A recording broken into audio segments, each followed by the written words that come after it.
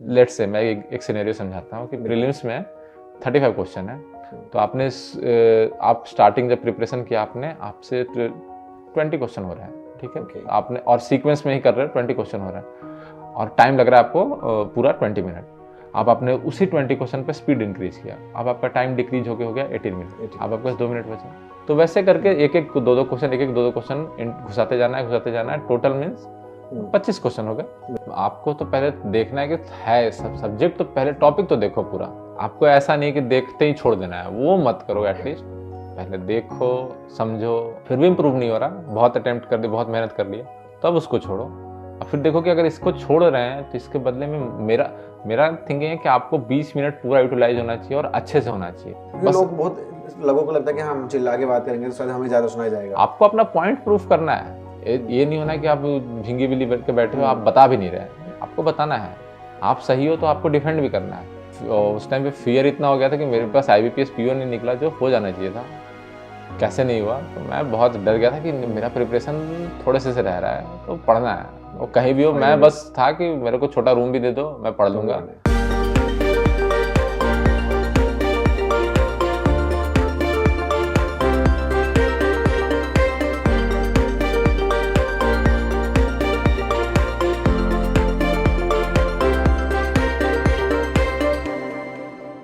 Hello everyone and welcome to camomile TV toppers and initiative wine academy.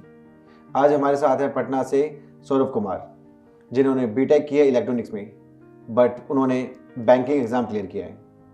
आज वो एक SBI PO हैं और हम जानेंगे उनसे उनकी स्ट्रेटेजीज, उन्होंने कैसे प्रिपरेशन की, पूरी आपके लिए। Welcome to the show. Hello Saurabh, सबसे पहले आप अपने बारे में बताइए, आप कहाँ से हैं, आपका बैकग्राउंड क्या है, एजुकेशन बैकग्राउंड, फैमिली में क्या है, थोड़ा सा डिटेल अपने बारे में। मैं सौरभ कुमार, मैं जहानाबाद डिस्ट्रिक्ट बिहार से हूँ, पटना के बगल में है वो। मैंने स्कूलिंग 10th तक बिहार से की है।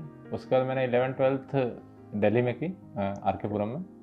उसके बाद मैंने ग्रेजुएशन किया BTech Maharaja Agrasen institute of technology Rohini में है, उसमें मैंने इलेक्ट्रॉनिक्स एंड कम्युनिकेशन में बीटेक किया। उसके बाद मैंने सोचा कि गेट करते हैं, तो 1 या 2 साल मैंने गेट का प्रिपरेशन किया। I got something 7000 rank and NIT मिल रहा था मुझे, बट NIT में प्लेसमेंट इसी की डाउटफुल है। मीन्स IIT प्लेस हो जाते हैं, NIT सारे प्लेस होंगे कि नहीं होंगे, उसमें थोड़ा डाउटफुल था। दैट्स वाई आई थॉट कि डिफरेंट जॉब देखते हैं। तो उसके बाद मैंने SSC देखा, तो उसका मीन्स एग्ज़ाम का शेड्यूल इतना लॉन्ग है और कभी एग्ज़ाम का रिजल्ट नहीं आता, तो फिर मैंने वो जॉब फिर और ऑप्शन देखा मैंने, तो फिर एक तो आ गया बैंकिंग था ऑप्शन। बैंकिंग की अच्छी बात है कि 6 महीने में उनका एक first exam to last exam सारा फिनिश हो जाता है। करेक्ट। और उसमें मैथ्स है, एप्टीट्यूड है, तो हमारे लिए बेनिफिशियल था। इंग्लिश मीडियम में मैंने पढ़ाई की है, तो इंग्लिश मेरा ओके था, तो मुझे लगा ये एग्ज़ाम फर्स्ट अटैम्प्ट में क्रैक किया जा सकता है। और बैंक की रेपुटेशन अच्छी है, सैलरी अच्छी है, मीन्स इतनी अच्छी है कि इन पास्ट डेज लोग IAS IPS छोड़ के भी बैंक्स में आते थे because of the job perks. अब नहीं आते, मीन्स आर्मी वाले सारे आते हैं, एयरफोर्स वाले बहुत आते हैं, मतलब जॉब का रेपुटेशन बहुत अच्छा था, सैलरी पैकेज भी है, पर्क्स भी है। मुझे लगा जॉब तो अच्छी है, तो इसलिए मैंने बैंकिंग का प्रिपरेशन किया। फर्स्ट अटेम्प्ट में तो सारा एग्ज़ाम नहीं निकला, सेकेंड अटेम्प्ट में मेरे 3 एग्ज़ाम निकले। ओके, ठीक है। लेकिन आपने बीटेक की इलेक्ट्रॉनिक्स में, बट आपने कभी ट्राई नहीं किया कि मैं किसी प्राइवेट सेक्टर में अपनी ही फील्ड में जाऊँ? नहीं, अपनी फील्ड जैसे इलेक्ट्रॉनिक्स एंड कम्युनिकेशन है, उसमें या तो आप जा सकते हो कोर VLSI में जॉब जा सकते हो, तो उसमें बीटेक में जॉब बहुत कम है। मीन्स IIT में EC बहुत कम इंस्टीट्यूट में, जैसे IIT गुवाहाटी में EC है, दिल्ली में नहीं है, मुंबई में नहीं है। तो जो VLSI है वो बीटेक पे लेते नहीं, ऑलमोस्ट उनको चाहिए MTech। और जो यहाँ पे मतलब हमारा कॉलेज है महाराजा अग्रसेन, इसमें EC में हमारे यहाँ प्लेसमेंट नहीं थी। या तो आप इन्फोसिस में जाइए, TCS में जाइए, core coding computer science job चाहिए आपको, EC की नहीं है। और या तो इसरो का फिर एग्ज़ाम दीजिए, गेट दीजिए, GATE is the one of the option. GATE से पहले एग्ज़ाम कुछ कंपनी रिक्रूट करती थी, इन कोविड वो रिक्रूटमेंट ऑलमोस्ट हॉल्ट हो गई। जैसे IOCL रिक्रूट करती थी, फिर भारत इलेक्ट्रॉनिक्स रिक्रूट करती थी, BHL और भी है कंपनी जो रिक्रूट करती थी। इसरो का भी रिक्रूटमेंट आता था, उस टाइम पे काफ़ी डिले हो गई, तो उसमें मैंने सोचा कि स्विच करते हैं, क्योंकि इसमें और उसमें था कि आपको काफ़ी रिसर्च वर्क चाहिए, आपको काफ़ी ज़्यादा इन Correct. डेप्थ नॉलेज चाहिए, नॉट लाइक कि आप हल्का सा पढ़िएगा, बहुत ज़्यादा डेप्थ नॉलेज चाहिए, रिसर्च वर्क चाहिए, तब जाकर आपको इलेक्ट्रॉनिक्स में जॉब मिलेगी, अच्छी जॉब। ओके। और बहुत कम जॉब है अभी भी। जैसे देखिए कि इंडिया में टाटा जो अभी कुछ दिन पहले डील हुआ है, अश्विनी वैष्णव, इंडियन गवर्नमेंट ने सब्सिडी दिया है, एक कंपनी है जो अच्छे से टाटा, उससे 3 डील हुआ, उसमें 2 टाटा नहीं, मतलब इसी में चिप मैन्युफैक्चरिंग और जो मेन कोर जॉब है उसमें बहुत कम है। ठीक है। और बहुत कॉम्प्लिकेटेड जॉब है। ठीक है। सो फिर आपने बैंकिंग का चूज किया। हाँ। उसके लिए आपने पहले सिलेबस देखा या क्या किया, क्या थॉट प्रोसेस चल रहा था कि यार चलो मैं बैंकिंग में ट्राई करता हूँ, क्योंकि आप एसएससी वगैरह काफ़ी आपके पास ऑप्शंस थे, लेकिन बैंकिंग क्यों? एसएससी तो ऑप्शन था। एसएससी इज द, मैंने बताया आपको कि जैसे बहुत डिलेड प्रोसेस था, और एसएससी में जो जीके है, करंट जीएस और जीके है, वो काफ़ी एंशिएंट पूछते हैं, हिस्ट्री पूछते हैं, ज्योग्राफी पूछते हैं।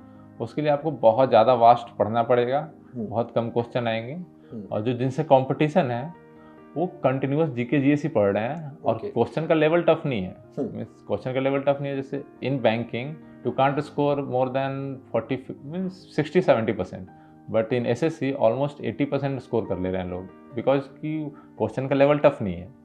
और जैसे जीके है, जो 25 क्वेश्चन जीके के आ रहे हैं, जो करंट से अब जो चेंज हुआ है एसएससी का पैटर्न, तो उसमें से मतलब बहुत, जो जिसने बहुत कम, जो 5 साल से तैयारी कर रहा है, उसको जीके ऑलमोस्ट रोड डाउन हो गया है, वो उसको उसके लिए हेल्पफुल है। लेकिन जो स्टार्टिंग में घुस रहा है उसके लिए तो बहुत ज़्यादा कंटेंट हो जाता है, कम टाइम के लिए मगअप करना। तो इसलिए मैं एसएससी, और उस टाइम पे जब मैंने प्रिपरेशन स्टार्ट किया, एसएससी तो ऐसा था कि डिले इतना चल रहा, उस टाइम पे 3 साल का रिजल्ट नहीं आया था। 16 का रिजल्ट 20 में आया है। तो मैंने सोचा कि ये तो इतना डिलेड है, इसका कब तक चलेगा पता नहीं। तो मैंने एसएससी दिया था। जब 2022 बैच में एसबीआई पीओ क्लियर किया और जो बाकी एग्जाम क्लियर किए, उस टाइम एसएससी भी दिया था। प्रीलिम्स क्लियर हुआ था मेरा, मेंस मेरा आई थिंक 7 और 8 नंबर से क्लियर होना रह गया था, और विदाउट एनी प्रिपरेशन इतना हुआ था, जस्ट बिकॉज ऑफ जीके के मार्क्स नहीं आते उसमें, बाकी में तो आ जाते हैं। ठीक है। अब कर सकते हैं, अब मीन्स अगर आप ऐसे बैंकिंग की प्रिपरेशन कर रहे हो और आपको जीके के अलावा बाकी आपका प्रिपरेशन ऑलमोस्ट एसएससी का हो जाएगा, बस जीके के लिए आपको एक्स्ट्रा थोड़ा पढ़ना पड़ेगा, जो एंशिएंट जीके है। करंट तो ऑलमोस्ट 25 क्वेश्चन में 10 क्वेश्चन तो करंट के ही आएंगे उसमें, तो 10 तो आपके हो जाएंगे बैंकिंग से। बाकी जो 15 क्वेश्चन बचे हैं आपको उसके लिए थोड़ा सा मेहनत करना पड़ेगा। तो मतलब अब आप एसएससी और बैंकिंग ऑलमोस्ट साथ में कर सकते हो। पहले ये मुश्किल था, प्रोसेस लंबा था उनका, उसमें रिटन भी था और बहुत ज़्यादा उनके जीके क्वेश्चन थे। अब नहीं रहा वैसा। ठीक है। सो सबसे पहले आप ये बताइए कि आपने बैंकिंग के लिए कब से तैयारी करी, कौन से ईयर से आपने स्टार्ट किया था, और अभी तक कितने अटेम्प्ट्स दिए थे? मैंने तैयारी शुरू किया था 2021 में। मैंने ऑलमोस्ट एसबीआई प्रीलिम से स्टार्ट किया था। 10 डेज पहले जब फॉर्म आया, मैंने फॉर्म फिल कर दिया था ऐसे ही, विदाउट एनी थॉट कि देंगे। मम्मा ने बोला कि दे दो, तो फिल कर दिया फॉर्म। उस टाइम पे मैं डायलेमा में था कि गेट दोबारा देना चाहिए नहीं, क्योंकि लास्ट ईयर के रैंक पे मुझे एनआईटी मिल रहा था। अच्छा आईआईटी मिलेगा तो बेटर होगा, बस मैं डायलेमा में था कि अभी जल्दी जॉब चाहिए या फिर एग्ज़ाम दूंगा तो 8 मंथ बाद एग्ज़ाम क्लियर होगा, उसके बाद 2 साल बाद प्लेसमेंट होगा, तो इस लाइक 3 ईयर तक मैं अनएम्प्लॉयड रहूँगा, और वो भी गारंटी नहीं है कि जॉब मेरा आईआईटी में होगा कि नहीं। अगर एनआईटी में होगा तो उसका फिर से 1 ईयर वेस्ट। तो मैं सोचा कि इधर ट्राई करते हैं। तो मैंने ऑलमोस्ट लगता है 1 एग्ज़ाम तो ऐसे ही फिल कर दिया फॉर्म, और मैंने प्रिपरेशन मुश्किल से 15-20 डेज किया था एसबीआई क्लर्क का, और मेरे मार्क्स आए थे उसमें 74 पॉइंट समथिंग आया था आउट ऑफ 100, और मैंने दिल्ली से फिल किया था। मैं उस टाइम पे आसाम में था, तो मैं कट ऑफ से आई थिंक 0 पॉइंट समथिंग से रह गया था। तो मुझे लगा ये तो बहुत ईजी है, ये तो हो जाएगा, विदाउट एनी प्रिपरेशन मेरे इतने मार्क्स आ गए। फिर मैंने बाकी बैंकिंग का भी एग्ज़ाम फिल किया था। तो मैंने प्रिपरेशन 2021 के उस टाइम से स्टार्ट किया, एसबीआई क्लर्क के बाद, मीन्स ऑलमोस्ट जुलाई। ओके। और उस साल मैंने दिया था एसबीआई क्लर्क, फिर SBI PO, IBPS PO. IBPS PO का मेरा प्रीलिम्स हुआ था, मेंस में मेरा क्लियर नहीं हो पाया, समथिंग 8 मार्क्स और 7 मार्क्स से मेरा मेंस रह गया था। एसबीआई पीओ का मेरा प्रीलिम्स भी नहीं हुआ था, वो 4 और 5 मार्क्स से मेरा शॉर्ट रह गया था एसबीआई। फिर नेक्स्ट ईयर मैंने जब दिया 2022 में, तो उसमें मैंने तो 6 एग्जाम दिए, RRB PO, RRB clerk, SBI PO, SBI clerk, IBPS PO, IBPS clerk. तो इसमें मेरा एसबीआई पीओ निकला, एसबीआई क्लर्क मेरा नहीं हो पाया, मैंने दिल्ली से फिल किया था, मैं आसाम में होते हुए भी। उसका कट ऑफ मैं दिल्ली इसलिए रिपीट कर रहा हूँ कि that's one of the highest cut off वाला जोन है। करेक्ट। और फिर आईबीपीएस क्लर्क मैंने प्रीलिम्स दिया था, मेंस नहीं दिया था बिकॉज मैं आसाम से फिल किया था। तो सेकंड एग्ज़ाम के बाद भी मेरा वो LPT होता और मुझे ऐसे में आती नहीं थी, तो दैट्स वाई तो लैंग्वेज इशू रहेगा। मैं आसाम से इसलिए फिल कर रहा था कि मुझे ऐसे जोन में आना पड़ता है एग्ज़ाम देने के लिए, और उस टाइम पे एग्ज़ाम का सारा सीजन चल रहा था। मुझे एक एग्ज़ाम के लिए स्पेशली वहाँ से प्रीलिम्स मेंस के लिए आसाम मैं एंड में रह रहा था, मतलब डिगबोई में रह रहा था उस टाइम पे। वहाँ से मुझे बिहार आना पड़ता या दिल्ली या कहीं हिंदी बेल्ट में आना पड़ता, तो इसलिए मैंने वहीं से फिल कर दिया था जस्ट फॉर कि मेरा स्टेटस क्या है एग्ज़ाम का प्रिपरेशन के लेवल का। RRB PO दिया था, RRB क्लर्क दिया, वो दोनों हो गया था मेरा, और SPF PO हो गया। बट भी 3 एग्ज़ाम क्लियर होना काफ़ी बड़ी बात है। हाँ, लेकिन 2 और भी क्लियर हो सकते थे। कोई नहीं। सो जब आपकी फर्स्ट अटेम्प्ट में एग्ज़ाम क्लियर नहीं हुई, आपको क्या लगता है वहाँ पे क्या कमी रह गई थी, कहाँ पे दिक्कत आई थी? फर्स्ट अटेम्प्ट में जैसे मैं मैं इंजीनियरिंग बैकग्राउंड से हूँ, तो मैं कॉन्फिडेंट था कि मेरा तो मैथ्स तो हो जाएगा, मेरे मैथ्स में स्कोर भी आ रहे थे। मुझे लगा रीजनिंग भी हो जाएगा क्योंकि लॉजिक है, लॉजिक तो ठीक है। रीजनिंग में मुझे लगा अच्छे मार्क्स आएंगे, आ रहे थे, मीन्स अबव एवरेज आ रहे थे, मीन्स 80-90 परसेंटाइल आ रहे थे, but not up to the par आ रहे थे। और कर सकता था मैं, मेरा कैपेसिटी था, मैं और पुश कर सकता था उसको। और मुझे लग रहा था मेरा शॉर्ट कमिंग्स बस इंग्लिश में है।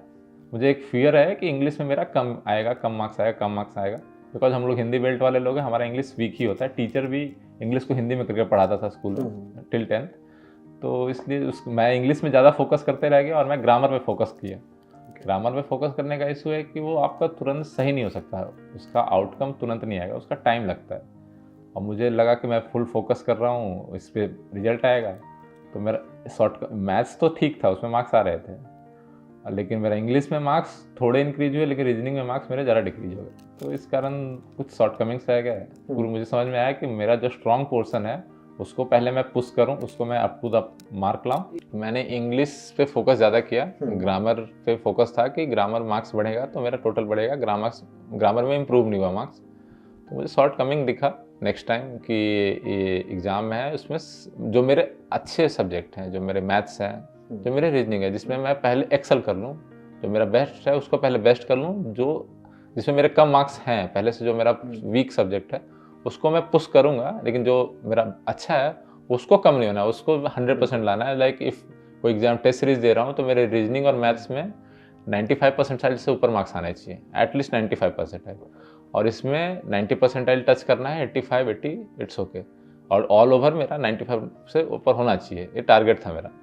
तो ऐसा टारगेट सेट किया मैंने, और फिर मैंने रीजनिंग और मैथ्स पे नेक्स्ट ईयर बहुत रिगरस प्रिपरेशन किया, एग्जाम टेस्ट सीरीज बहुत दिए, तो मेरे उसमें मार्क्स इंप्रूव हो गए। ऑलमोस्ट लास्ट ईयर से मेरे दोनों में 5-5 मार्क्स एक्स्ट्रा आ गए। 5 marks is like almost 99 percentile मेरे। आपको इतनी आगे रैंक ला सकते हैं वो, इतने आगे आप 10 मतलब इतने लोगों के आगे आपको ले जा सकते हैं 5 मार्क्स। बहुत पुश हो गया था मैं, लाइक कि मेरे IBPS PO के प्रीलिम्स में cut off was like 50 marks और मेरे मार्क्स आ गए थे 79। प्रीलिम्स बहुत जंप कर गया था मेरा, दैट्स वाई कि मेरे मैथ्स और रीजनिंग बहुत अच्छे आ गए, उसमें बस इंग्लिश मेरा सही हो गया, मेरा पूरा जंप कर गया स्कोर। तो इंग्लिश एग्जाम में इंग्लिश ज़्यादा टफ होगा तो सबके लिए टफ होगा। और मैं इस पे फोकस था कि बस मेरा वीक है, आधा इंडिया का इंग्लिश वीक है, तो ऐसा कोई नहीं है, तो उस पर फोकस नहीं करना है। इंग्लिश पेपर टफ आएगा तो सबके लिए टफ आएगा, तो उसमें बस करेक्ट करना है, एग्जाम कितना सही हो सकता है क्वेश्चन, उस पर फोकस करना है इंग्लिश में। लेकिन हाँ, इंग्लिश में ऐसा है कि you can't be right always, means आप जैसे इफ एक मैथ्स का क्वेश्चन है आपने सॉल्व किया, आपके पास एक आंसर आया, आप तो श्योर हो कि यही सही है। रीजनिंग में भी आपने लॉजिक लगाया बाय रिटन मेथड, सही है तो सही है। इंग्लिश में आपका नहीं, इंग्लिश में आपने पैसेज किया, आपने एक उसका समरी निकाला, आइडिया निकाला, मे बी ये, तो आप लगाते हो कि हाँ चलो ये होगा, कभी वो गलत होता है। तो आप अगर पहले से स्टार्टिंग में मैं क्या करता था कि मैं श्योर होता था तभी टिक लगाता था। श्योर होने का इशू है कि वो श्योर होते हुए भी आप श्योर नहीं हो, आप कम अटेम्प्ट कर रहे हो, आप इंग्लिश का 30 क्वेश्चन है, आप अटेम्प्ट 20 कर रहे हो कि नहीं मेरा 20 का 20 सही होगा, 20 में भी आपके सही हुए हैं, 15 सही हुए, 5 गलत हो गए। लेकिन अगर आप 30, अगर आपको लग रहा है कि मैं 5 और अटेम्प्ट कर सकता था जस्ट बाय नॉट तुक्का गेस वर्क से कि हाँ ये सही है, लग रहा है मुझे 1B A और B में लग रहा है तो लगा देते हैं, थोड़ा सा कन्फ्यूजन है आपका, जो मतलब इंट्यूशन कह रहा है कि हाँ A होगा, तो वो मैंने फिर पुश किया कि नहीं, इंग्लिश में अटेम्प्ट मेरे को जितना लग रहा है, पैसेज में जो लॉजिक बन रहा है, जो सही लग रहा है लगा दो। तो फिर मेरा गलती का परसेंटेज था 20% रॉन्ग हो रहा है 30% रॉन्ग हो रहा है, लेकिन मेरे total all over marks increase हो गए। करेक्ट। जैसे स्टार्टिंग में मैं अटेम्प्ट ही कम कर रहा था और उसमें भी गलत हो रहा था और मुझे लग रहा था मैं श्योर होकर अटेम्प्ट कर रहा हूँ, लेकिन वो श्योर बस मेरे मन का भ्रम था, वो हो नहीं रहा था। वहाँ पे मार्क्स ऑलरेडी कम ही हो रहे थे। अब मैंने ऑलरेडी 30 में 28, 29, 30 अटेम्प्ट कर रहा हूँ और मेरे 6, 7, 8 गलत भी हो गए, तो फिर भी उसके अच्छे मार्क्स आ जा रहे थे। ऑल ओवर मार्क्स मेरा इंक्रीज कर जा रहा था। ऐसा तो है नहीं कि नेगेटिव मार्क्स आने से मार्क्स डिक्रीज होगा, ऑल ओवर तो कुछ नहीं होने वाला, मार्क्स ही होगा। परसेंटाइल तो आपको ऑल ओवर से मिलने से है। करेक्ट। तो फिर मैंने ये स्ट्रेटजी किया और फिर मैंने जैसे जब मैंने वो किया था नेक्स्ट ईयर, तो मैंने क्या किया था, प्लानिंग कैसे किया था कि जैसे कि मैथ्स में जैसे मैंने मार्क्स इंप्रूव कैसे किया। मैथ्स के मेरे मार्क्स आ रहे हैं, लेट्स से आप प्री की बता रहे हैं या मेंस? प्री। मैं प्री का प्रिपरेशन बताता हूँ अच्छे से। प्री की अभी हम आप चलो ठीक है, आप मैथ्स की बता रहे हैं। मैं उससे पहले इंग्लिश में आप हम थोड़ा सा और इन्वॉल्व होते हैं। इंग्लिश में ही प्री में आपने ट्रिक्स लगाई कि यार ठीक है यार, स्टार्टिंग में जो फर्स्ट अटेम्प्ट में कमी रह गई थी, मैं इस सेकंड अटेम्प्ट में प्री के अंदर इंग्लिश के लिए कोई अपनी खुद की टिप्स या ट्रिक्स बनाई या कुछ बुक्स में से ढूंढा है, क्या किया कुछ ऐसा? ट्रिक्स तो नहीं है। आप जैसे इंग्लिश में आप ये तो नहीं लगा सकते कि तुक्का लगा रहे हैं। आपका जैसे इंग्लिश रीडिंग आपकी अच्छी है, आपको सेंस समझ में आता है, आप अगर पढ़ रहे हो तो समझ में आता है, तो पैसेज को बस पढ़ना है आपको। एक पढ़ते पढ़ते पढ़ते पढ़ते आपकी एरर डिटेक्शन ऑटोमेटिक सही हो जाएगा। मैंने कुछ जैसे ग्रामर्स तो मैंने पढ़ा, लास्ट ईयर मैंने 2021 में ग्रामर पढ़ा था, लेकिन आपको इम्प्लीमेंट करने में बहुत कंफ्यूजन होता है। करेक्ट। सारा इम्प्लीमेंट होता ही नहीं है कि यहाँ का ही होगा, यहाँ का होगा। उसमें से मतलब 20-30% आपको याद हो जाएगा। आप बार बार जब सेम क्वेश्चन टाइप अप करोगे ना, तो कोई शुड के बाद बी ही आना चाहिए, कोई वर्ब के बाद यही आना चाहिए, आपको फील हो जाएगा। वो बस माइंड ऑटोमेटिक इंट्यूशंस होता है कि इसके बाद तो यही होगा, कुछ तो गलत है यहाँ पे। जब आप कंटिन्यूअस स्टेटमेंट पढ़ते रहते हो, पैसेज पढ़ते रहते हो, तो मैंने क्या किया, जब पढ़ा अच्छे से मुझे फील हो यहाँ पे तो कुछ गलत है, तो बस और उसको फिर मैंने सही किया, टिक मैंने आंसर किया। उसके बाद फिर मैंने देखा कि मेरे इंट्यूशन कितने सही हैं। मैंने अपने इंट्यूशन को आंसर किसे मिलाया, तो फिर लगा इंट्यूशन मेरे उतने बुरे नहीं है, 80% मेरा मार्क्स सही हो रहा है। तो फिर मुझे लगा कि जिसके लिए मुझे इतना मेहनत नहीं करना है, क्योंकि 20% के लिए मैंने लास्ट ईयर बहुत मेहनत किया और 20% से 5% का भी आउटपुट नहीं आया मेरा।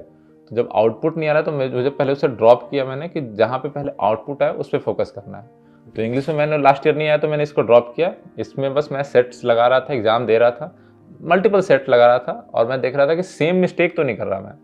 जैसे कुछ क्वेश्चन है, मैं यहाँ पे सही कुछ और किया हूँ, यहाँ पे कुछ और किया हूँ, मतलब यहाँ पे मेरा लॉजिक का इशू है। यहाँ सेम क्वेश्चन है, मैं अगर 2 अलग अलग आंसर दे रहा हूँ, तो फिर उस लॉजिक के बारे में अच्छे से पढ़ा कि हाँ यहाँ पे क्या होगा, उसको फिर ध्यान से लगाया, नेक्स्ट टाइम मिस्टेक नहीं होना चाहिए।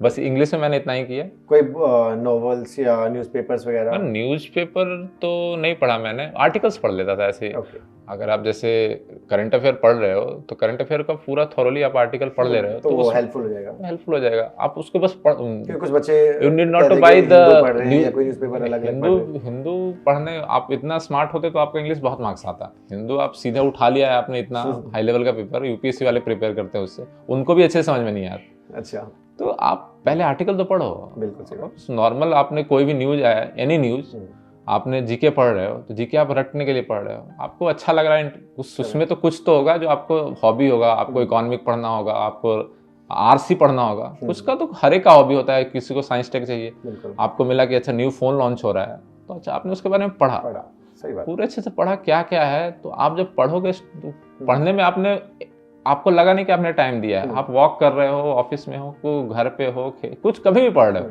आपने ऐसे ही पढ़ लिया, आपको अच्छा लगता है पढ़ना, तो बस आपने इंग्लिश पढ़ा, आप अच्छे से पढ़ा, तो आपको इतना पढ़ा कि आपको आदत हो गया कि अच्छा इसके बाद तो यही आना चाहिए, वो इंट्यूशन हो जाता है। जैसे आपने बताया कि आपकी इंग्लिश इतनी अच्छी नहीं थी स्टार्टिंग में, और वही बहुत लोग यही बोलते हैं कि हम तो हिंदी बैकग्राउंड से और हमारी इंग्लिश नहीं हो पा रही अच्छी।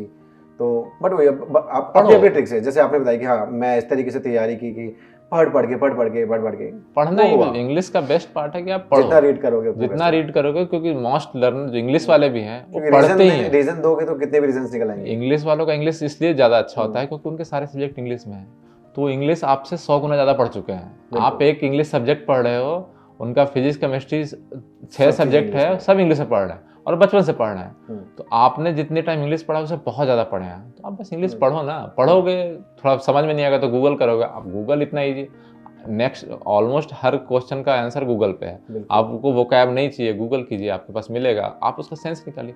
रटने की कोशिश ज़्यादा मत कीजिए, रटिएगा, रटते रहते भूल जाइएगा।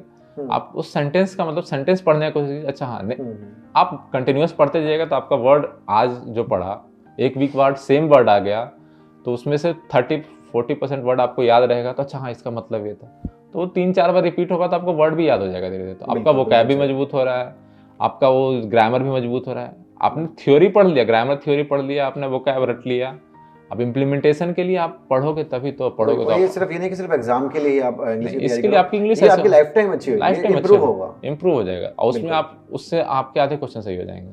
ठीक है, अब हम जाते हैं रीजनिंग के लिए। रीजनिंग के लिए आपने कुछ अपनी स्ट्रेटेजी लगाई या किसी के ऑनलाइन या ऑफलाइन एजुकेशन का कुछ हेल्प लिया? रीजनिंग के लिए आपने क्या स्ट्रेटेजी रही आपकी? जैसे मैंने रीजनिंग और मैथ्स के लिए मेरा एक ही स्ट्रेटेजी था। पहले मैंने तो क्वेश्चंस तो किए, ठीक है, मैंने देखा कि लेट से 30 क्वेश्चन है मेरे, 35 क्वेश्चन है मेरे, अटेम्प्ट्स पहुंच रहे हैं 20, 22, 23 इतने ही पहुंचते थे मेरे मैथ्स में। रीजनिंग में थोड़े ज़्यादा 24 पहुंच जाते थे। तो फिर मतलब कि कम क्यों हो रहे हैं मेरे मार्क्स, क्योंकि ऑन एन एवरेज जो परसेंटाइल, देखो कोई भी टेस्ट सीरीज में percentile is the main factor of major. Mock test में ही पता चलेगा आपको कि कहाँ पे आप स्टैंड करते हो, वो बहुत इंपॉर्टेंट है कि आप स्टैंड कहाँ पे करते हो। तो फिर मैंने देखा कि यहाँ पे अभी मेरा तो 85 परसेंटाइल ही हो रहा है। फिर मैंने देखा कि कहाँ कौन सा उसमें जो क्वेश्चन रह गया, उस क्वेश्चन में चूज किया मैंने कि कौन सा क्वेश्चन जो मेरे को बिल्कुल पास आके रह गया, मतलब मुझे आना चाहिए था, नहीं आया। तो फिर मैंने उस टॉपिक को लिया, उस टॉपिक को पढ़ा, नहीं समझ में आया तो गूगल किया, गूगल नहीं किया तो यूट्यूब पर सिंपली सर्च किया, टॉपिक को सर्च किया। बहुत सारे टीचर हैं, कुछ वो पढ़ा देंगे, अनअकैडमी के टीचर हैं, इधर के टीचर हैं, कुछ न कुछ कोई पढ़ाता ही रहता है। तो आपको अगर उनका लॉजिक अच्छा लगा, आपने उसको फॉलो किया, इम्प्लीमेंट किया, मार्क्स बढ़ गए, not the next topic, now the next topic. आपके पास फिर इतना टॉपिक हो जाएगा, मतलब। और अब मैं हमेशा स्टडी आवर में 1 घंटा ऐसा रखता था कि उसमें मार्क्स इंप्रूव करने के लिए, क्योंकि एक टाइम के बाद स्टैग्नेंट हो जाता है, आप बस मॉक दिए जा रहे हो, तो आपके मार्क्स इंप्रूव नहीं हो रहे, सेम क्वेश्चन रिपीट किए जा रहे हो, आप न्यू अटेम्प्ट क्वेश्चन कर रहे हो, गलती हो रहा है, तो आपके पास टाइम नहीं बच रहा है, तो आप स्पीड, मैं 1 घंटा बस इसीलिए रखता था कि पहले जो स्पीड तो जरूरी है, एक्यूरेसी जरूरी है, तो 1 घंटा मैं इसलिए सिर्फ रखता था कि मार्क्स इंप्रूव के लिए क्या कर रहा हूँ मैं।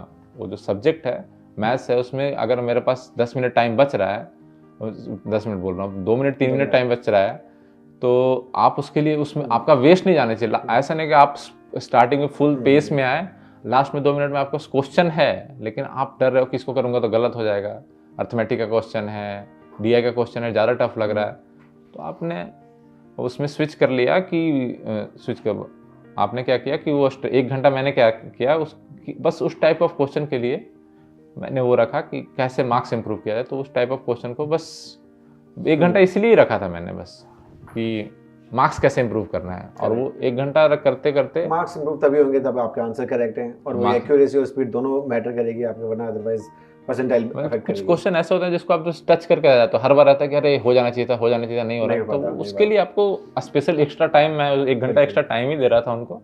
मार्क्स इंप्रूव हो गए, तो दोनों में मेरे 4-4 मार्क्स इंक्रीज हो गए, तो अच्छे खासे मार्क्स इंक्रीज हो गए। ग्रेट।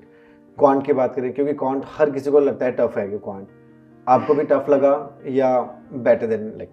मेरा इंजीनियरिंग बैकग्राउंड है, तो मेरा तो क्वांट प्लस पॉइंट रहा होगा, बहुत प्लस पॉइंट है। मेरे को तो बहुत इजी लगा क्वांट। मैं ऑलरेडी मेरा 90, मैं पहला एग्जाम विदाउट एनी प्रिपरेशन दिया, मेरा 90 परसेंटाइल था प्री में 90 परसेंटाइल में एग्जाम में, मॉक टेस्ट में, नॉट 90%, 90 परसेंटाइल में 25 आ जाते थे। अगर आप क्या तैयारी करे बिना इतना आ रहा है, तो मैथ्स मेरा बेटर था, तो इसलिए, क्योंकि मेरे मैथ्स में अच्छे मार्क्स हैं, 10th में मेरे 95 मार्क्स हैं, 12th में मेरे 91 मार्क्स हैं, तो इसलिए मेरा मैथ्स अच्छा था, तो मेरे मार्क्स तो आ जाते थे। अर्थमेटिक बेटर था।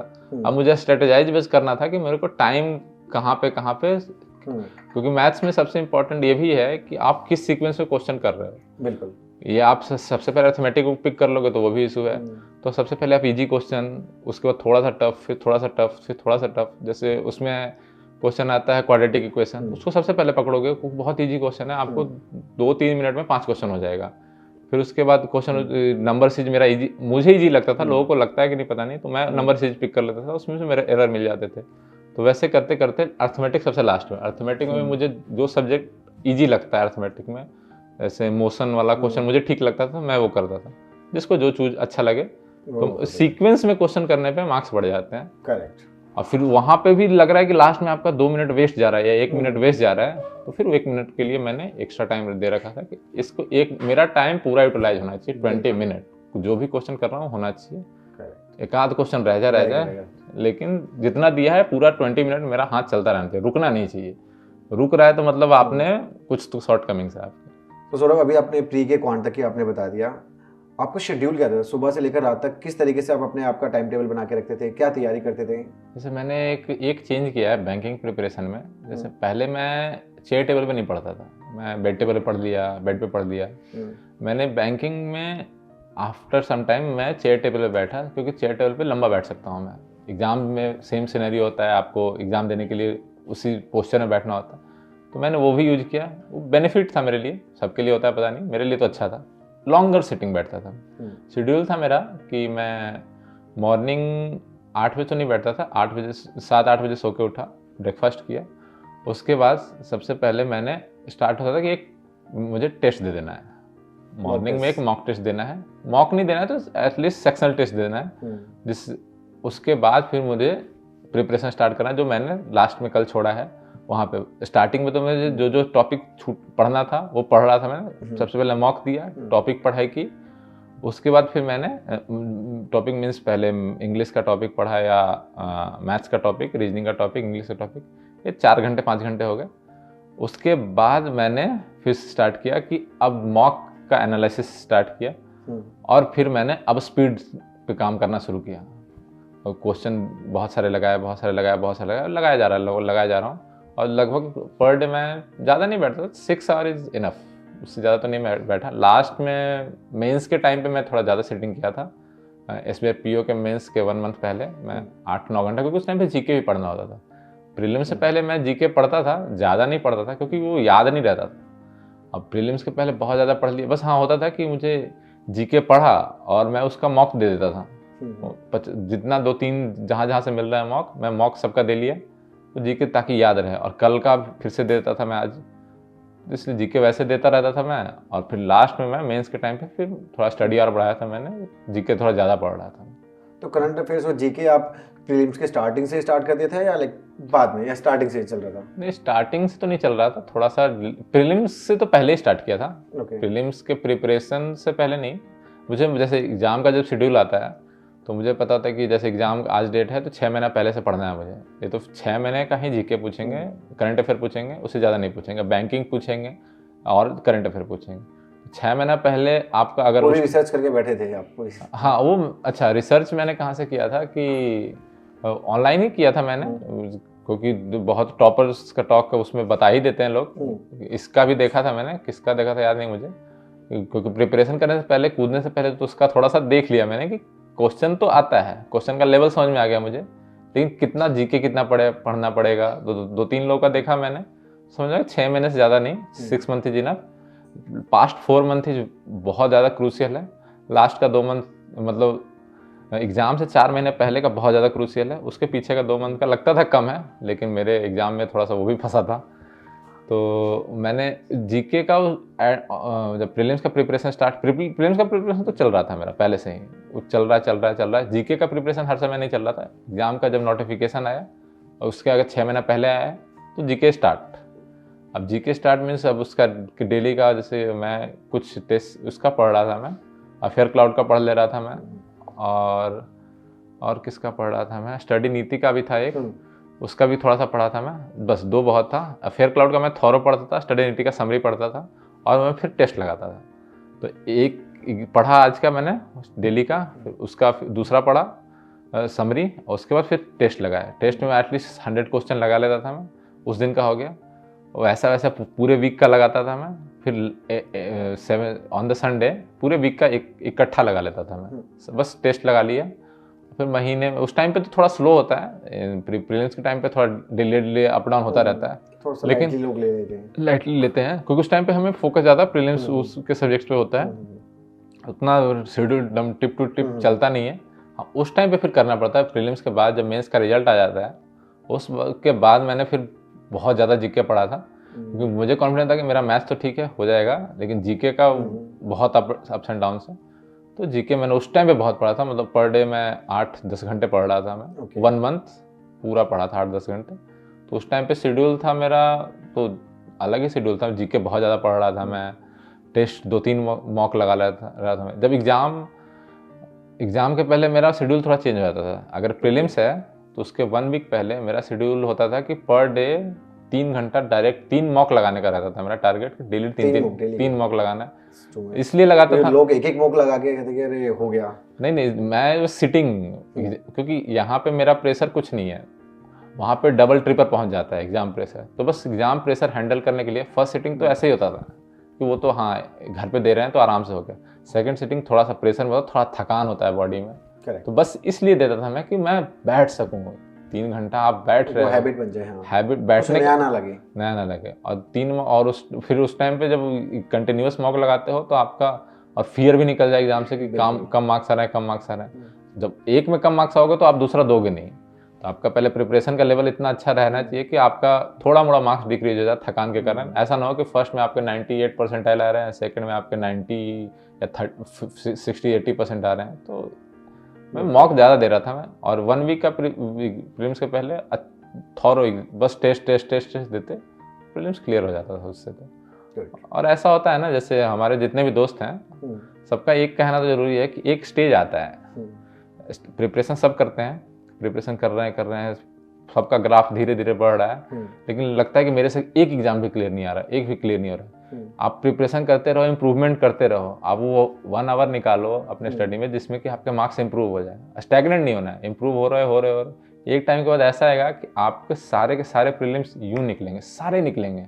जितने भी मेरे दोस्त हैं, कोई किसी ने नहीं बोला कि उसके प्रीलिम्स नहीं निकले, सब निकले, बोले आराम से निकल जाता है प्रीलिम्स। तो समझो कि आपका अगर एक भी नहीं निकल रहा है मतलब आप थोड़े लैग कर रहे हो, और पुश करो। तो कर कोई भी सकता है। सब मतलब ऐसे बैकग्राउंड, तो ये ना सोचे कि यार मैं बचपन से एक एवरेज स्टूडेंट रहा हूँ तो मैं नहीं कर सकता, ऐसा कुछ नहीं है। मेरे दोस्त तो बांग्ला, मैं जैसे अभी कोलकाता में पोस्टेड हूँ तो वहाँ पे लोग बांग्ला मीडियम में पढ़ाई किए हैं, उनका भी बहुत अच्छे खासे स्कोर लेके आ रहे हैं, हिंदी मीडियम वाले भी ला रहे हैं। तो थोड़ा उनको ज़्यादा टाइम लगेगा। आपको जैसे इशू है तो आपका इंग्लिश में इशू होगा, मैथ्स में इशू हो, आप मैथ्स अगर अच्छा है, इंग्लिश में इशू है ओनली, तो थोड़ा ज़्यादा टाइम लगेगा, 1 साल एक्स्ट्रा लग जाएगा, लेकिन आपका वो पीक आ जाएगा। पढ़ते रहो, बस इम्प्रूवमेंट करते रहना है। आप वो कंटिन्यूस जितना एफर्ट लगाओगे उतना ही आपको मिलेगा, एफर्ट लगाओगे आप मिलता रहेगा। ठीक है। जैसे आपने बताया कि आपके जैसे फ्रेंड्स वगैरह है, काफ़ी लोगों के प्रीलिम्स में क्लियर नहीं होते, आपका भी स्टार्टिंग के फर्स्ट अटेम्प्ट में जैसे आपका क्लियर नहीं हुआ, उसके बाद कुछ ऐसे डिमोटिवेशन फील हुआ या कुछ लो फील हुआ कभी, लो एस्टीम किया यार नहीं हो पा रहा? अगर ऐसे हुआ तो अपने आप को कैसे ओवरकम किया, कैसे अपने आप को मोटिवेट किया? फर्स्ट टाइम मुझे जैसे जब नहीं निकला तो मुझे लगा कि यार ये तो बहुत ईजी एग्जाम था, क्योंकि मैं गेट दिया था उस टाइम पे, तो मेरा पूरा लग रहा था मुझे तो ये तो आराम से निकल जाएगा। और मेरा SBI प्रीलिम्स क्लर्क का विदाउट एनी प्रिपरेशन 10 डे के प्रिपरेशन में मेरे ऑलमोस्ट 75 मार्क्स आ गए थे। तो मुझे लग रहा था ये तो बहुत ईजी एग्जाम है, प्रीलिम्स तो निकल ही जाएगा। जब मेरा SBI PO का प्रीलिम्स नहीं निकला, लगा नहीं ऐसे हल्के में नहीं लेने वाला एग्जाम है। और मुझे लगा कि अगर आपने हल्का सा मिस्टेक किया पूरा 1 साल वेट करना पड़ेगा।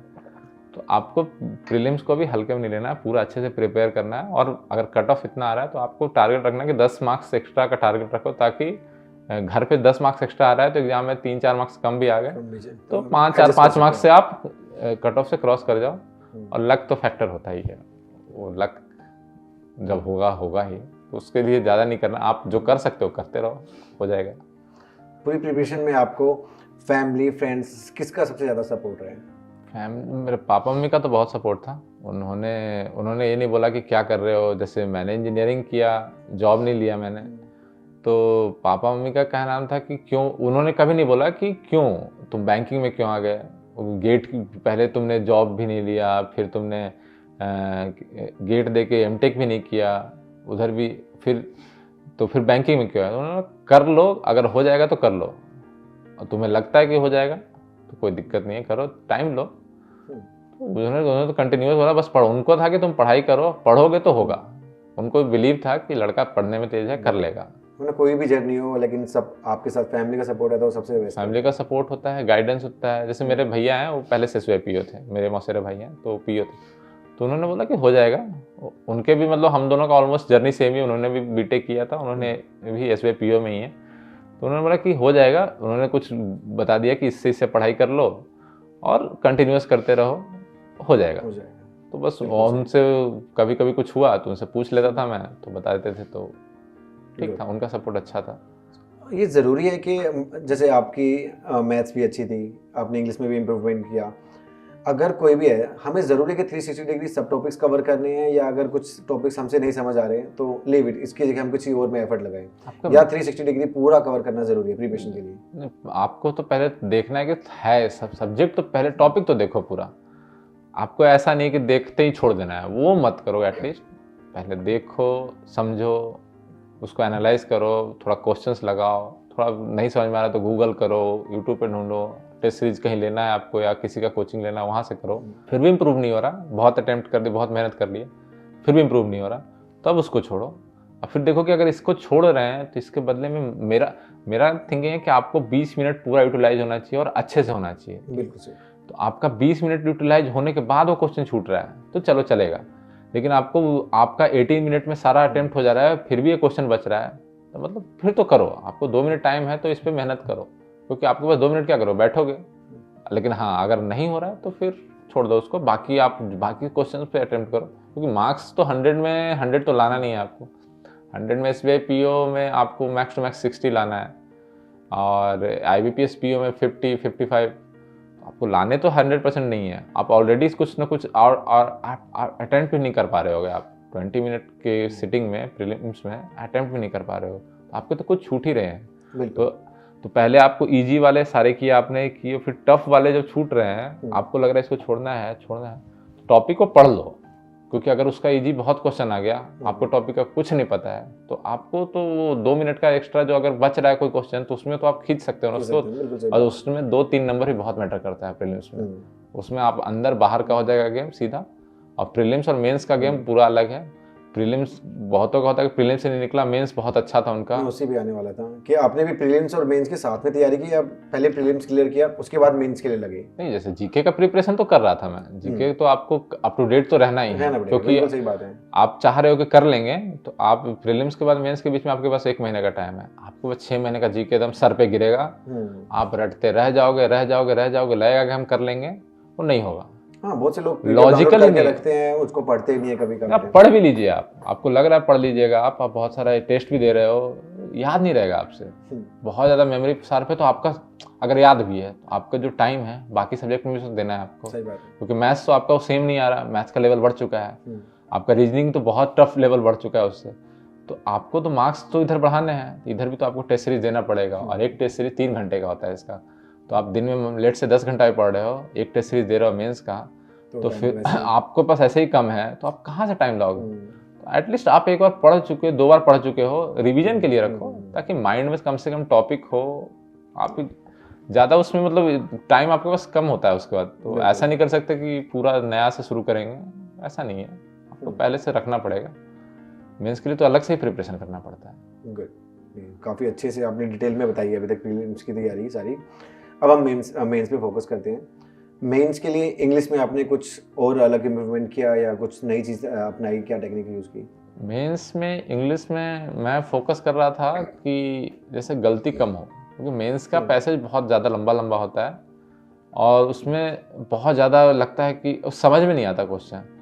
तो मेंस का बहुत लंबे पैसेज होता है, बहुत टाइम कंज्यूमिंग होता है, तो आप बहुत डरते हो। तो सबसे पहले तो मैंने फियर निकाला उसमें से कि पहले एग्जाम में डरना नहीं है।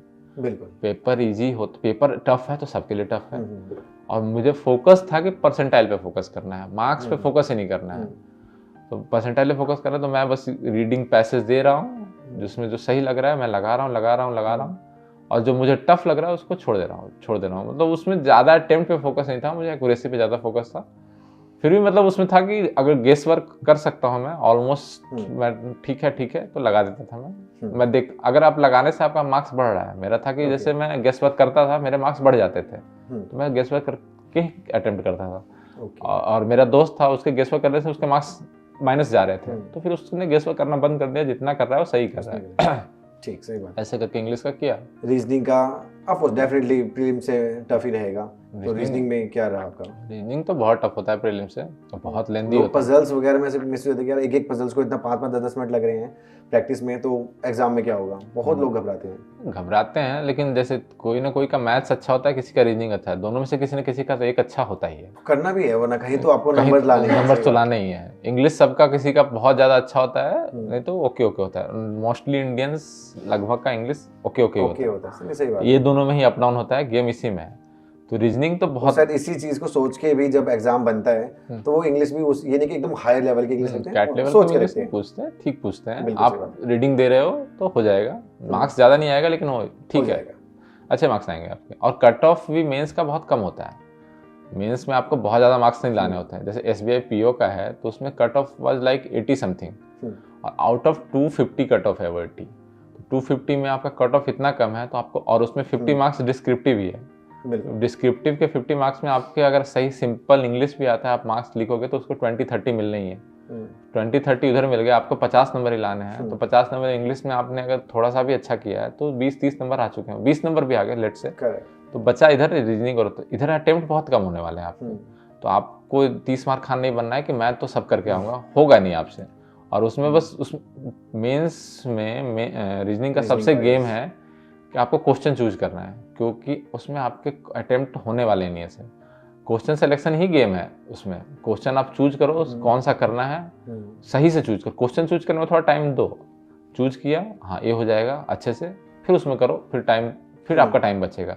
आपने सीक्वेंस में किया तो आपका टाइम भी जाएगा और वो भी फंसेगा, क्वेश्चन भी नहीं होगा। लेंदी क्वेश्चन पकड़ लिया, आपको नहीं पता है, तो आप मेंस में क्वेश्चन चूज करने का ज़्यादा गेम है, क्योंकि मार्क्स सबके ही कम आते हैं। आप कम से कम आपको वैसे ज़्यादा मार्क्स आएंगे। क्वेश्चन चूज किया आपने, अच्छा ये कर लूंगा, ये कर लूंगा, ये कर लूंगा, ये कर लूंगा। तो आपने सारे क्वेश्चंस एक बार पहले देखे? सारे देखे। ओके, ये नहीं कि जैसा ये तो मुझे आता है मैं पहले स्टार्ट करूं, पहले देखा आपने? तो आता नहीं, जैसे मैंने क्वेश्चन स्टार्ट किया, दिस इज वेरी इजी। कुछ क्वेश्चन होते हैं जैसे देखते ही बहुत इजी लगता है, मुझे विदिन 30 सेकंड हो जाएगा, तो फिर कर लिया। नहीं इसको तो टाइम लगेगा, 2 मिनट लगेगा, लेकिन हो जाएगा, तो ठीक है आगे देखते हैं। जो बिल्कुल 30 सेकंड में होगा उसको पहले करेंगे, हाँ 2 मिनट वाले को करेंगे, ये तो बहुत ही टाइम लगेगा, इसको तो होना नहीं होना बहुत मुश्किल है, तो उसको सबसे लास्ट आपने देख के स्ट्रेटजी बना ली कि मुझे किस क्वेश्चन पे डायरेक्ट जाना है। भले ही वो 2 से 5 मिनट एक्स्ट्रा लगेंगे, लेकिन पता है क्या मुझे इस क्वेश्चन के बाद इस क्वेश्चन पे सीधा शिफ्ट होना है। हाँ, क्योंकि आपके पास टाइम बहुत है, 1 घंटे का टाइम है आपके पास रीजनिंग के लिए ऑलमोस्ट। तो इतना टाइम में आपको लग रहा है कि आप कर लोगे, ऐसे सीक्वेंस में नहीं होने वाला आपको। आपको रीजनिंग में ऑन मैक्स टू मैक्स लोगों के कितने मार्क्स आए हैं? 15 मार्क्स, 20 मार्क्स, बहुत टॉपर्स के आते हैं। On an average 10 marks, on an average 10 marks ही हैं। 10 मार्क्स मीन्स आपको 4 से 5 क्वेश्चन करने हैं, अच्छा 7 क्वेश्चन करने हैं। बड़ा क्वेश्चन आपने उठा लिया, आधे घंटे से लगे पड़े हो, 45 मिनट लगे हो। अगर आपने गंदा क्वेश्चन उठाया नहीं हुआ तो आपके बाकी 15 मिनट भी जाएंगे। करेक्ट। तो आप चूज करो, चूज करना is the most crucial thing in mains. Choose करो। ये सेम स्ट्रेटजी उसमें क्वांट में भी अप्लाई होता है। बिल्कुल, हम क्वांट पे जा रहे थे, आप बताइए। उसमें भी सेम स्ट्रेटजी, उसमें भी चूज करना बहुत इंपॉर्टेंट है। इंग्लिश में तो आप तो पढ़ते जा रहे हो, करते जा रहे हो, उसमें भी सीक्वेंस करोगे। इंग्लिश मेरे लिए इजी था, तो इंग्लिश में मुझे ज़्यादा प्रॉब्लम नहीं हुआ कि चूज करना पड़ा ज़्यादा क्वेश्चन, क्योंकि उसमें था कि मेरा अटेम्प्ट गेस वर्क हो जाता था। पढ़ा मैंने, किया, पढ़ा किया। लेकिन मैथ्स में सारा अटेम्प्ट नहीं होने वाला, रीजनिंग में भी सारा अटेम्प्ट नहीं होने वाला, तो उसमें चूज कर करके क्वेश्चंस किए। और मेरे मैथ्स में अच्छे मार्क्स आते थे, मेरे रीजनिंग से ज़्यादा मैथ्स में आता है, 14-15 मार्क्स आ जाते थे मैथ्स में। तो इसलिए मैं मैथ्स को, मेरे मैथ्स अच्छी थी और फिर उससे चूज करके करता था, मेरे ज़्यादा मार्क्स आते थे। और लोग अगर गलत क्वेश्चन चूज कर लिए, वो फंस गए, उनका अगर दिमाग खराब हुआ तो फिर नेक्स्ट क्वेश्चन भी नहीं होगा। और IBPS में तो सेक्शनल भी नहीं होगा। इसका इशू ये होता है कि IBPS में आपका सेक्शनल भी क्लियर नहीं होगा, 2 नंबर भी नहीं आने वाला मैथ्स में।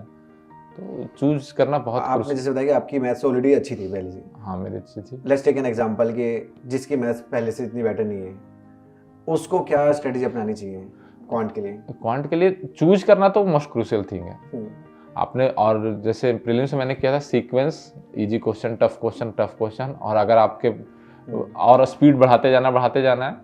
लेट्स से मैं एक सिनेरियो समझाता हूँ कि प्रीलिम्स में 35 क्वेश्चन है, तो आपने आप स्टार्टिंग जब प्रिपरेशन किया आपने, आपसे 20 क्वेश्चन हो रहे हैं, ठीक है। आपने और सीक्वेंस में ही कर रहे हो, 20 क्वेश्चन हो रहे हैं और टाइम लग रहा है आपको पूरा 20 मिनट। अब आपने उसी 20 क्वेश्चन पे स्पीड इंक्रीज किया, अब आपका टाइम डिक्रीज हो गया 18 मिनट। अब आपके पास 2 मिनट बचा। अब उस 2 मिनट के लिए आपने क्या किया कि आपको कौन सा नियरेस्ट टॉपिक था जो आपसे होना चाहिए था, उसको डाला, फिर स्पीड बढ़ाया, तो फिर 20 से 22 क्वेश्चन हुआ, फिर आपका 18 मिनट हुआ। तो वैसे करके एक एक दो दो क्वेश्चन घुसाते जाना है। टोटल मीन्स 25 क्वेश्चन हो गए, 25-26 इतना टारगेट रखना है। ये भी उसमें मेंस में भी रखता था मैं कि क्वेश्चंस कर रहा हूँ मैं, पिक करना बहुत इंपॉर्टेंट है। ये क्वेश्चन तो हो ही जाएगा, पकड़ना है तो करना है। ऐसा ही पिक करो कि उसको क्वेश्चन चूज किया तो उसको करना है। ऐसा नहीं कि चूज कर लिया, क्वेश्चन ही नहीं हो रहा है मुझसे, और नहीं हो रहा तो फ्रस्ट्रेट हो गए तो दूसरा क्वेश्चन भी नहीं होगा। तो थोड़ा संभल के क्वेश्चन चूज करना है और उसी तरीके से करते जाना है और स्पीड बढ़ाना है और एक क्वेश्चन बढ़ाना है, एक क्वेश्चन बढ़ाना है। और ज़्यादा टेंशन नहीं लेना है मेंस में, क्योंकि मार्क्स किसी के नहीं आते। आपको मार्क्स, उसमें सबसे ज़्यादा मार्क्स इंग्लिश के आते हैं। इंग्लिश डिस्क्रिप्टिव में मार्क्स अच्छे आते हैं और उसके इंग्लिश क्वेश्चंस में भी अच्छे मार्क्स आते हैं। और मेंस के बाद जो इंटरव्यू है उसका वेटेज इतना ज़्यादा होता है, एसबीआई में जैसे बहुत ज़्यादा वेटेज होता है, तो आपके मेंस में जस्ट अगर आपने कट ऑफ भी क्रॉस किया है तो इंटरव्यू से आपका सिलेक्शन हो जाएगा। बहुत ज़्यादा मार्क्स होता है वेटेज इंटरव्यू का। ऑलमोस्ट जैसे वेटेज का यह है कि 225 मार्क्स जो एसबीआई में होता है, ये कन्वर्ट होता है 50 मार्क्स में, और जो इंटरव्यू का मार्क्स होता है वो कन्वर्ट होता है 50 मार्क्स में। दोनों ऐड होके आपका रिजल्ट बनता है।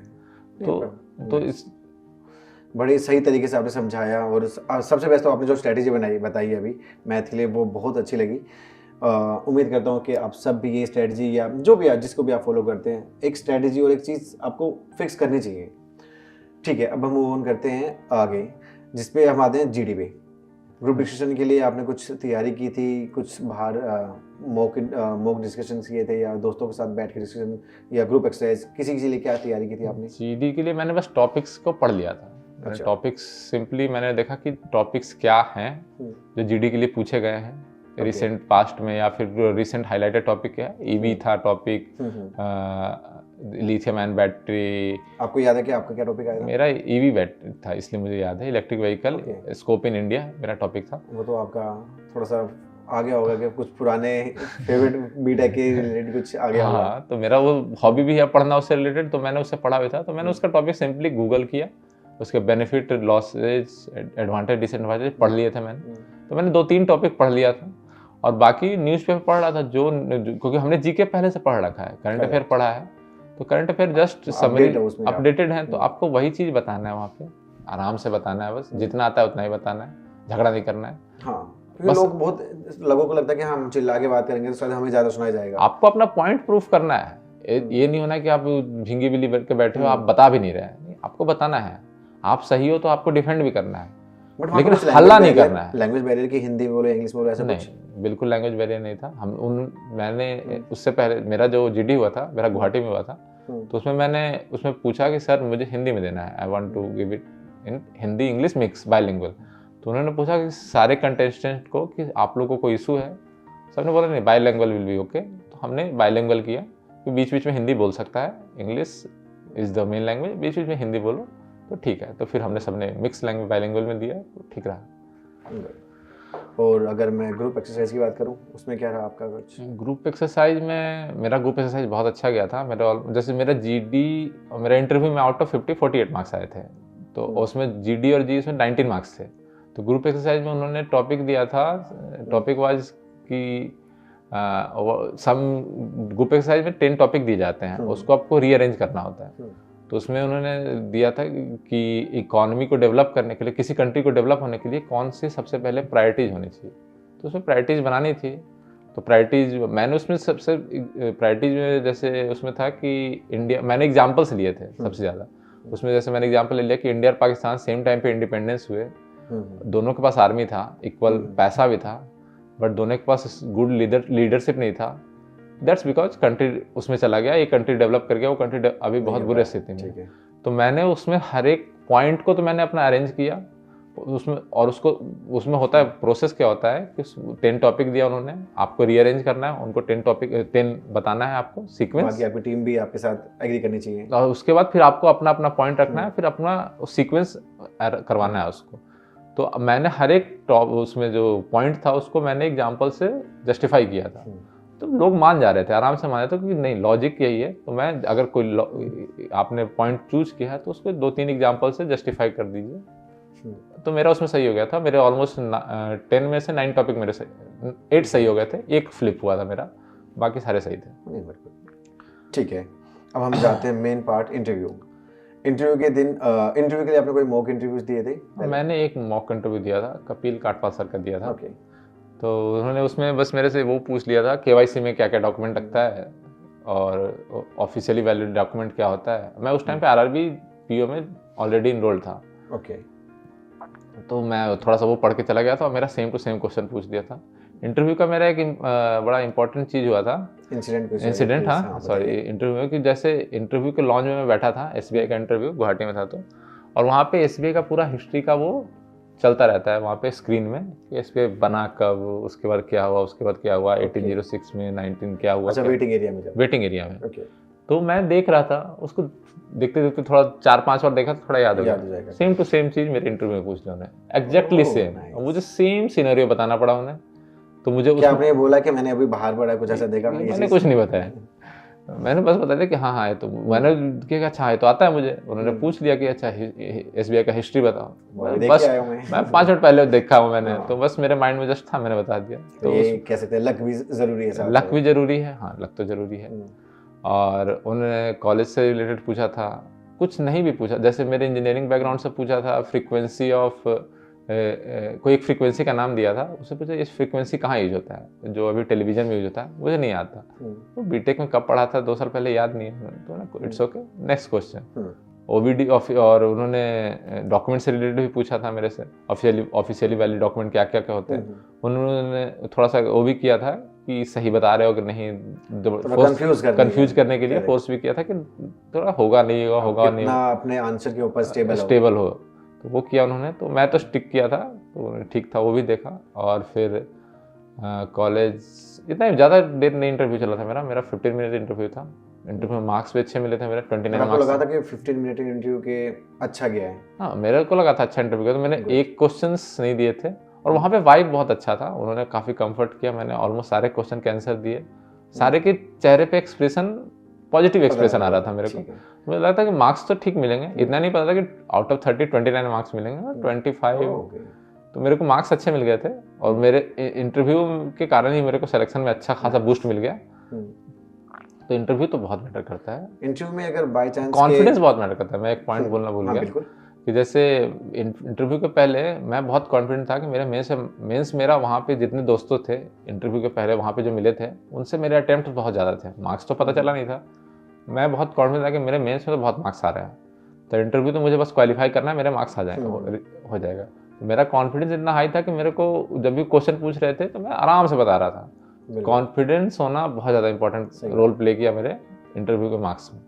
अगर आपको इंटरव्यू के अंदर अगर आपको क्वेश्चन नहीं आ रहा, तो क्या किसी को उसके लिए कुछ ट्राई करना चाहिए कि हाँ मैं कुछ रैंडम चीज़ें बोल दूँ इन एंड अराउंड, या फिर सीधा बोल दूँ कि मुझे नहीं आता? आपको जितना स्ट्रेट फॉरवर्ड रहिए बेस्ट है। आप इधर उधर घुमाइएगा, उनको पता है, वो आपसे पूछा है उन्होंने, तब इसलिए पूछा है कि उनको पता है। इधर उधर कितना घुमाइएगा आप। हाँ, आप इंटरव्यू को अपने मोड़ सकते हो, ये बात कर सकते हैं कि आपने एक आंसर में सेकंड क्वेश्चन डाल दिया, आपने स्टार्ट किया कि वो ऑफिशियली वैलिड डॉक्यूमेंट में ये लगता है, ये भी लगता है, ये नहीं लगता है, क्यों नहीं लगता है। अब वो क्यों नहीं लगता आपने पुट किया, तो पता है कि उस पर उन्होंने नेक्स्ट क्वेश्चन डाल दिया, तो आपके पास उसका आंसर है। तो आपने एक क्वेश्चन एक्स्ट्रा यहाँ पे उठा लिया, एक तो उनके पास टाइम लिमिट है, 15 मिनट 20 मिनट ही लेंगे, कम मिनट, उसमें आप 2-3 क्वेश्चन अपने से आप खुद से फ्रेम करवा ले रहे हो, तो आपके पॉजिटिव वाइब आ जाएगा उनसे, तो आपके मार्क्स बढ़ सकते हैं उससे। ठीक है, अब हम आते हैं वो दिन जब आपको पता लगा कि आपका रिजल्ट आ गया है। क्या माहौल था, कहाँ पे थे? मैं उस टाइम पे आरआरबी पीओ में जॉब कर रहा था। तो मेरा रिजल्ट आया था, तो मैं तो उस टाइम पे बहुत खुश था। मैंने अपने मैनेजर सर को बताया, मैंने घर पे फ़ोन करके बताया। अच्छा, आप ब्रांच के अंदर ही बैठे थे? ब्रांच में मैं काम कर रहा था मैं। ओके। मैं उस टाइम पे एज असिस्टेंट मैनेजर काम कर रहा था मैं, प्रोबेशनरी ऑफिसर आरआरबी पीओ, और वो बहुत रूरल पोस्टिंग था। आरआरबी पीओ रूरल पोस्टिंग होता है। तो उस टाइम पे रिजल्ट आया, तो मैंने तो सबसे पहले पापा को बताया कि आया है, आप क्रॉस वेरीफाई करो, क्योंकि गलत रूमर नहीं जाना चाहिए। तो पहले उन्होंने 2 बार क्रॉस वेरीफाई किया, उसके बाद फिर सबको बताया मैंने। फिर क्या, बहुत खुश थे घर वाले फाइनली, बिकॉज आरआरबी में जॉब करने मेरा उतना पसंद नहीं था, क्योंकि मैं आसाम में जॉब कर रहा था उस टाइम पे, और मुझे आसामी आती नहीं है। और जॉब वो बहुत रूसू पोस्टिंग, मैं कहाँ दिल्ली में रह रहा था सीधा रूसू फ्लिप हो गया था मेरा पूरा रहना। लेकिन मैं उस टाइम पे जॉब करते हुए भी पढ़ रहा था, क्योंकि मेरा जॉब की ज्वाइनिंग हो गई थी 23 जनवरी, और जॉब के ज्वाइनिंग के बाद मैंने मेंस दिया था एसबीआई का। तो कितना टफ रहता है ज्वाइनिंग के साथ साथ, आपको टाइम कैसे मैनेज हो पाता था? कि टाइम उस जनवरी में मेरे पास बिल्कुल टाइम नहीं था, क्योंकि जनवरी में मेरा 1 जनवरी को रिजल्ट आया मेरा आरबीपीओ का, 4 जनवरी को रिजल्ट आया आईबीपीएस पीओ का, जिसमें मेरा नहीं हुआ। तो मेरा फुली डिमोटिवेट हो चुका था। अब मुझे आरआरबीपीओ में जाने का बिल्कुल मन नहीं था। तो मैं उस दिन से एसबीआई पीओ का मैं पहले थोड़ा कॉन्फिडेंट था कि मेरा हो जाएगा, मेरा प्रिपरेशन अच्छा है। जब आईबीपीएस पीओ का मेंस नहीं हुआ, फिर मैंने प्रिपरेशन को लेवल अप किया, फिर मैं 10-10 घंटा पढ़ने लगा ऑलमोस्ट। उस टाइम पे फिर मेरा एसबीआई क्लर्क का मेंस आया, एफसीआई का प्रीलिम्स आया। तो मैं लेकिन पढ़ाई में बिल्कुल कम नहीं कर रहा था, और उसमें मेरा डीवी और ज्वाइनिंग भी आ गया था उसका, आरआरबीपीओ का तुरंत। उन्होंने विद इन 15 डेज मेरा ज्वाइनिंग दे दिया। उन्होंने गुवाहाटी बुलाया, मैं होटल में रह रहा था, मैं बुक्स लेके गया था और मैं वहाँ पढ़ाई कर रहा था। बाकी लोग तो आरआरबी वाले ज्वाइन किए, वो लोग मंदिर जा रहे हैं, इधर पूजा कर रहे हैं और पार्टी मना रहे हैं। मेरा एग्जाम बाकी है, और मैं वहाँ पे होटल में वहाँ पे कंटिन्यूस पढ़ाई किए जा रहा था। मैं लेके गया था लैपटॉप, और वो एग्जाम दे रहा हूँ, टेस्ट दे रहा हूँ मैं। वहाँ भी मैं ऑलमोस्ट 8-10 आवर पढ़ रहा था मैं। था कि अभी तो पढ़ना है पढ़ना है पढ़ना है, फंस जाएंगे नहीं तो। प्रेशर बहुत आ गया था उस टाइम पे, तो दैट्स व्हाई। ओके, ठीक है। अभी आपकी पोस्टिंग, क्योंकि पढ़ने का जब चाहत हो तो फिर पढ़ते हो आप। जब एक सोच लिया पढ़ना है तो पढ़ना है, पढ़ना है तो पढ़ना है, सेट कर रखा था कि एसबीआई भी करना है, एसबीआई भी करना है। आपके पास उस टाइम पे फियर इतना हो गया था कि मेरे पास आईबीपीएस पीओ नहीं निकला, जो हो जाना चाहिए था, कैसे नहीं हुआ। तो मैं बहुत डर गया था कि मेरा प्रिपरेशन थोड़े से रह रहा है, तो पढ़ना है। और कहीं भी हो, मैं बस था कि मेरे को छोटा रूम भी दे दो, मैं पढ़ लूंगा, मुझे बस पढ़ाई करना है। तो उस टाइम बस पढ़ाई हो रहा था। ठीक है। तो सौरभ, अभी आपकी पोस्टिंग कहाँ पे और क्या चल रहा है पोस्टिंग में, कैसे चल रहा है सब कुछ? मेरी पोस्टिंग एसबीआई में है, SBI EXIM branch park circus में है, कोलकाता में, वो विक्टोरिया मेमोरियल के पास में है। तो मेरी एसबीआई की पोस्टिंग अब तक तो बहुत अच्छी रही है, सीनियर्स बहुत अच्छे मिले हैं मुझे, बहुत केयरिंग हैं। अब एसबीआई में 2-3 तरह के लोग मिलते हैं। एक मिलेंगे कि बहुत ज़्यादा काम कर रहे हैं और परेशान भी हैं, एक है कि काम भी करते हैं, परेशान नहीं रहते हैं। और जो मुझे मिले हैं बहुत अच्छे लोग मिले हैं, कुछ जो काम भी करते, परेशान ज़्यादा नहीं होते हैं। तो पॉजिटिव एटीट्यूड वाले भी लोग हैं, तो मैं उनको फॉलो करता हूँ। नेगेटिव एटीट्यूड वाले से दूर रहता हूँ थोड़ा। और एसबीआई में अब तक मुझे ऐसा रहा कि मैं कुछ लोगों से मिल पाया, जो senior most management of the SBI. मैं चेयरमैन सर से मिल पाया, मैं एमडी सर से मिल पाया, 2 एमडी सर से मिल पाया। तो ये मेरे लिए बहुत लकी रहा, one of the luckiest PO रहा मैं अपने बैच का। हम उम्मीद करते हैं कि आगे और भी तरक्कियों पे आप जाते रहे। तो ये तो बहुत सीरियस बातें हो चुकी है। हाँ। ठीक है, अब हम चलते हैं अपने अगले सेगमेंट की तरफ, जिसका नाम है रैपिड फायर। आपको 10 सेकंड के अंदर या उससे भी कम में आपको आंसर देने पड़ेगी। मैं कुछ क्वेश्चंस पूछूंगा आपको।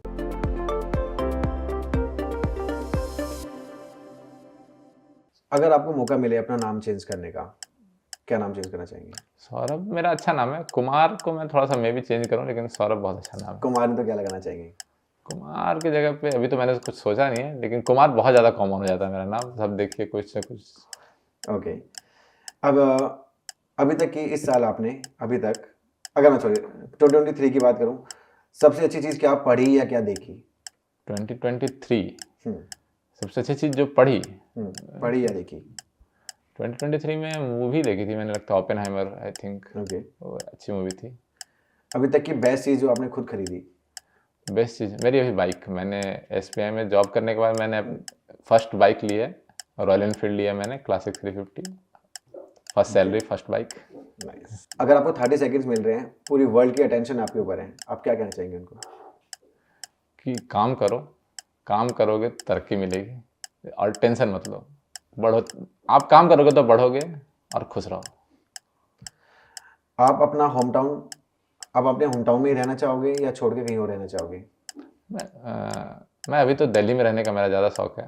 होम टाउन, मैं गांव में नहीं रहना चाहता, मैं गांव में विजिट करना चाहता हूँ। दिल्ली में रहने का मेरा, क्योंकि मेरा यहाँ पे 7 ईयर मैं रह चुका हूँ दिल्ली में, दैट्स वाई। अगर आपको घूमने का मौका मिले किसी एक कंट्री में, कहाँ जाना चाहेंगे? कंट्री तो नहीं, अभी तो मैं इंडिया ही घूमना बहुत पसंद है मुझे। केदारनाथ जाने का बहुत मन है मुझे। साउथ में ऊटी जाने का मन है। अभी गैंगटॉक घूम के आया मैं, तो अच्छा था। कोई चीज़ अगर टूट जाती है तो आप उसको फिक्स करने में बिलीव करते हैं या चेंज करने में, रिप्लेस करने में? आप इंजीनियर हैं सर, हम तो खोलेंगे ही उसको, बनाएंगे ही उसको, बिना बनाए नहीं मानने वाले हैं। ठीक है, एक सुपर पावर आपको दी जाए तो वो सुपर पावर क्या होगी और क्या करना चाहोगे आप? सुपर पावर ऐसा तो कुछ सोचा नहीं है सर, सुपर पावर क्या करेंगे। हंगर दूर करने का होता है थोड़ा, लेकिन वो इकॉनमी है, हो नहीं सकता। तो मतलब लॉजिक लगाते हैं तो इम्पॉसिबल सा लगता है। बस यही रहता है कि इंडिया बहुत ग्रो करे, इंडिया स्लेवरी ये सब बहुत जो झेल चुका है, India one of the best nation हो, जैसा हमारा है वसुदेव कुटुंबकम, ऐसा देश बढ़ता रहे देश। आप जैसे ऑफिसर्स रहेंगे तो डेफिनेटली देश ग्रो करेगा। बहुत अच्छे आंसर दिए सौरभ आपने। हमारी तरफ से एक छोटा सा गिफ्ट है। Thank you. तो सौरभ, बहुत मज़ा आया आपसे बात करके, आपने बहुत सारे टिप्स एंड ट्रिक्स बताए। तो सौरभ, हमारी एक प्रथा है टैग अ टॉपर, जिसमें जैसे आपने अपनी जर्नी शेयर की है, हम चाहते हैं कि आप किसी को टैग करें ताकि वो भी यहाँ पे आके अपनी जर्नी शेयर करें। आप किसी को टैग करना चाहेंगे? हाँ, मैं 2 दोस्तों को टैग करना चाहूँगा। एक है दिव्यानी शर्मा, और वो भी SBI PO हमारे बैच की हैं। ओके। और एक है सोहम नाग। इनका स्ट्रगल बहुत बड़ा है, इन्होंने बहुत स्ट्रगल करके फैमिली चलाया है और अभी SBI PO में ही है। तो ये 2 दोस्त हैं हमारे, इनको मैं टैग करना चाहूँगा। श्योर। सो दिव्यानी एंड सोहम, हमारी टीम आपको जल्दी से जल्दी रीच आउट करेगी। सो सौरभ, जाने से पहले एक मैसेज टू द एस्पिरेंट, ताकि वो भी जो भी तैयारी कर रहे हैं जल्दी से जल्दी एग्जाम क्लियर करें और वो यहाँ पे आके इंटरव्यू दे सकें। मैं कहना चाहूँगा आप सबसे कि आप लगे रहिए। मैंने जो स्ट्रैटेजी बताया है कि सारा अटेम्प्ट कीजिए, क्वेश्चन का ऐसा शॉर्ट कमिंग्स है तो उसको थोड़ा दूर कीजिए, एक घंटा निकालिए जिसमें मार्क्स बढ़ सके। क्योंकि वो अगर आपका फेज में स्टैग्नेंट आ गया है, आपको लग रहा नहीं हो पा रहा है, तो वो 1 घंटा जो मार्क्स बढ़ाने के लिए जो आप लगाओगे वो बहुत काम करेगा। उसमें आपका धीरे धीरे करके मार्क्स इंक्रीज हो जाएगा। और एक टाइम आएगा आपका जब सारे के सारे प्रीलिम्स निकलेंगे। हमारे जितने भी दोस्त हैं उनसे पूछिए, सबका सारा प्रीलिम्स निकला है और उनका कॉन्फिडेंस है कि उनका मतलब एग्जाम में भी फाइनल 1 निकले, लेकिन प्रीलिम्स सबसे निकल जाता है। तो आपके तो सारे निकलेंगे, तो बस लगे रहिए, हो जाएगा। काफ़ी प्यारा मैसेज दिया सौरभ आपने, और सच बता रहा हूँ, मुझे इतना मोटिवेशन मिला है तो जो लोग ये इंटरव्यू सुनेंगे उनको बहुत अच्छा लगेगा। थैंक यू सो मच, आप यहाँ पे आए। सो दोस्तों, ये थे सौरभ, जिन्होंने बताया कि उनकी जर्नी कैसी रही, क्या उतार चढ़ाव आए हैं उनकी जर्नी में, वो आपने सुना। अगली बार हम फिर से एक टॉपर के साथ आएंगे और बात करेंगे उनकी जर्नी की। तब तक के लिए इस वीडियो को लाइक करें, शेयर करें अपने दोस्तों के साथ और फैमिली वालों के साथ, और don't forget to subscribe our channel. Let's crack it.